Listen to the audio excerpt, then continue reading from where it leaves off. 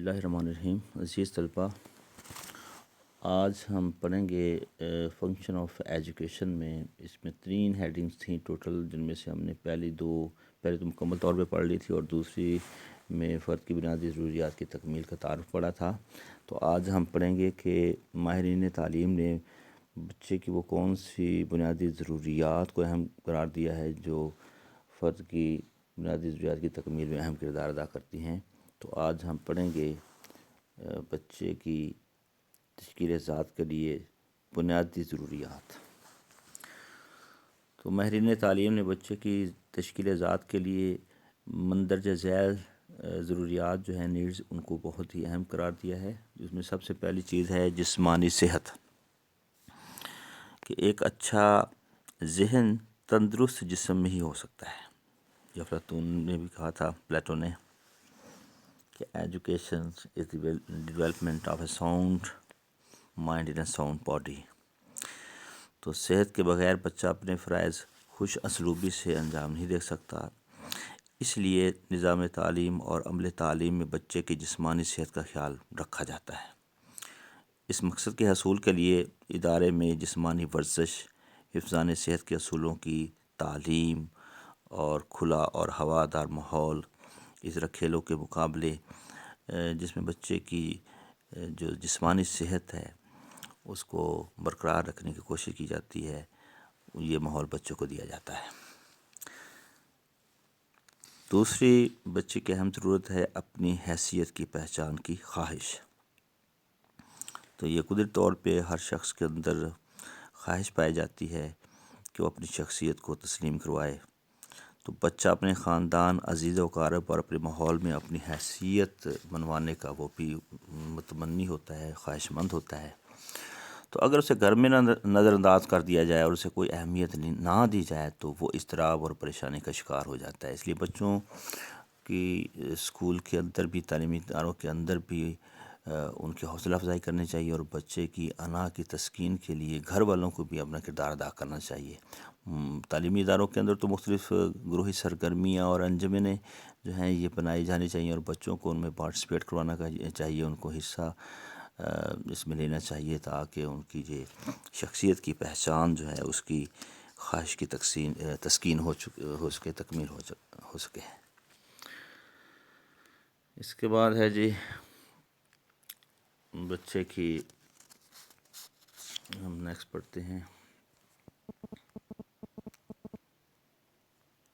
شہری کے حقوق و فرائض کا انعام.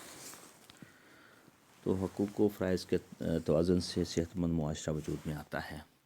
تو تعلیم کا یہ بھی کام ہے کہ طالب علم کو ان حقوق و فرائض سے آگاہ کرے، تاکہ وہ اچھے اور برے کی تمیز سیکھ سکیں اور اپنے فرائض کی ادائیگی اور حقوق کے لیے شعوری کوشش کر سکیں.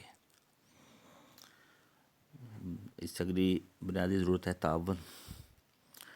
تو نصاب تعلیم میں یہ بھی جو ہے نا، نصاب تعلیم اور عمل تعلیم باہمی طور پہ مربوط ہونی چاہیے، اور طلباء میں تعاون اور رواداری جیسی صفات پیدا کرنے کے لیے مناسب تدابیر جو ہیں وہ بھی اختیار کرنی چاہیے، ان پہ عمل ہونا چاہیے، کیونکہ معاشرے کو متوازن رکھنے اور مثبت انداز میں چلانے کے لیے ضروری ہے کہ افراد معاشرہ میں تعاون کا جذبہ موجود ہو. ضروری معلومات کی فراہمی ہے کہ یہ بھی بچے کی بنیادی ضرورت ہے، اس کا بنیادی حق ہے کہ اس سے بنیادی معلومات دی جائیں، اور ساتھ ساتھ جدید ترین جو ایجادات ہیں اور نئی نئی جو انوینشن اختراعات ہو رہی ہیں بچوں کو ان سے آگاہ رکھا جائے.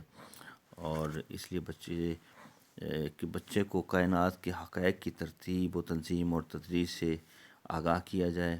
اور یہ بھی تعلیم کا فریضہ ہے کہ اس کی ذات کی تکمیل کے لیے اس کو جس قدر ہو سکتا ہے کائنات کے متعلق اور دنیا میں جو مختلف امور سر انجام دیے جا رہے ہیں ان کے بارے میں معلومات بہم پہنچائی جائے.